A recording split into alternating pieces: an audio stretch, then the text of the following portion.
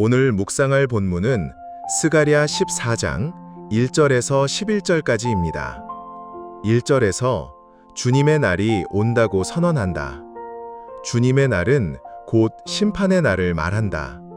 그 날에 먼저 예루살렘이 심판을 받게 된다. 하나님이 이방 나라들을 도구로 사용하여 예루살렘을 치게 하신다. 성읍들은 철저히 파괴되고 백성들은 끔찍한 고통을 겪게 된다. 하지만 하나님께서는 일부의 백성을 남겨두신다. 예루살렘의 심판 후에 하나님은 그 남은 백성들을 보호하기 위해 직접 나서서 열방과 싸우신다. 올리브산 위에 발을 딛고 서셔서 그 산을 동서로 쪼개시고 골짜기를 만들어 거기로 당신의 백성들이 피난할 수 있도록 길을 만드신다. 그리고 천군을 거느리고 오셔서 맞아주신다. 이 남은 자에 대한 예언은 당시 백성들에게는 유일하고도 결정적인 희망의 약속이었을 것이다. 나라가 방화고 백성들이 흩어져 바벨론 유배라는 끔찍한 심판을 이미 경험한 그들이었다. 그러니 예루살렘 함락에 대한 예언은 그들의 트라우마를 다시 떠올리게 하는 공포스러운 예언이었을 것이다. 하지만 그러한 상황에서 남은 자에 대한 말씀은 한 줄기 빛과 같았을 것이다.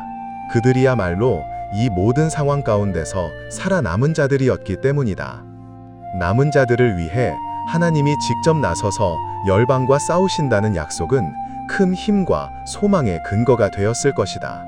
그리고 이 예언은 당시 백성들에게 우리가 비록 부족하고 죄를 지어 심판을 받는다 할지라도 하나님은 여전히 우리를 붙들고 계시며 그분의 위대한 구원 계획을 이루어 가신다는 깊은 신뢰와 위로가 되었을 것이다.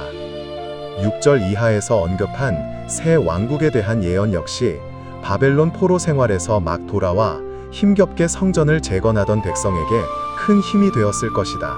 이 예언은 그들의 초라한 현실을 뛰어넘는 궁극적인 희망과 완전한 신원의 보증이었으니 말이다.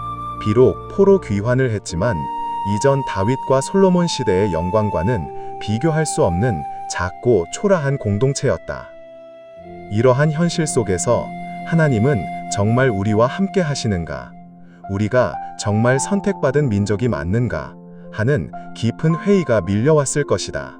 이때 스가랴의 예언은 그들의 눈을 현실에서 미래로, 땅에서 하늘로 돌리게 했다. 메시아의 재림으로 말미암아 이루어질 새 왕국은 해와 달 같은 세상의 빛은 모두 사라지겠지만 하나님 자신이 새로운 빛과 질서가 되어주신다. 그 날에 예루살렘에서 솟아나는 생수가 동해와 서해로 흘러넘치게 된다. 생수 되시는 주님으로 인하여 목마름도 상함도 더 이상 존재하지 않는 곳이 되는 것이다. 새로운 왕국은 오직 주님만이 유일한 왕이 되어 다스리실 것이다. 그래서 모두가 주님 한 분만을 섬기게 된다. 왕 되시는 주님의 다스리심으로 인하여 온 땅이 아라바처럼 평지가 되어서 모든 풍성함이 넘치게 된다. 예루살렘 도성은 높이 솟아서 새 왕국의 중심이 될 것이고 다시는 멸망하는 일이 없으며 영원 복락을 누리게 될 것이다. 이 예언은 힘겨운 현실을 살아가던 당시 백성들에게 포기하지 마라. 너희가 지금 짓고 있는 이 작은 성전과 초라한 성읍이 전부가 아니다. 하나님께서는 이 모든 것을 뛰어넘는 영광스럽고 안전하며 풍요로운 그분이 친히 다스리시는 영원한 왕국을 준비하고 계신다는 미래를 향한 위대한 비전의 다름 아니다. 또한 이 예언은 궁극적인 안전과 영원한 평화를 보장하시는 약속이었다. 그러니 이 예언은 그들이 당면한 현실의 어려운 가운데서도 인내하고 믿음을 지킬 수 있게 하는 가장 큰 원동력이 되었을 것이다. 오늘의 이 말씀은 힘겹게 오늘을 살아가는 나에게도 큰 은혜요 위로가 아닐 수 없다. 부족하고 허물이 많은 자이기에 주님으로부터 많은 책망을 받았다. 매도 많이 맞았다. 그럼에도 불구하고 주님은 나를 완전히 버리지 않고 남은 자로 살아가게 하시니 이 얼마나 큰 은혜인지 모른다. 여러분은 사람이 흔히 겪는 시련밖에 다른 시련을 당한 적이 없습니다. 하나님은 신실하십니다. 여러분이 감당할 수 있는 능력 이상으로 시련을 겪는 것을 하나님은 허락하지 않으십니다. 하나님께서는 시련과 함께 그것을 벗어날 길도 마련해 주셔서 여러분이 그 시련을 견뎌낼 수 있게 해주십니다. 주님은 언제나 내가 감당할 만한 수준의 시험만을 허락하시고 또한 다른 피할 길까지도 열어놓으심으로써 나를 지켜주셨다. 많은 고난과 고통과 아픔들이 있었지만 나를 향한 구원 계획을 멈추지 않고 진행해 오신 주님께 만만의 감사를 올려드리지 않을 수가 없다.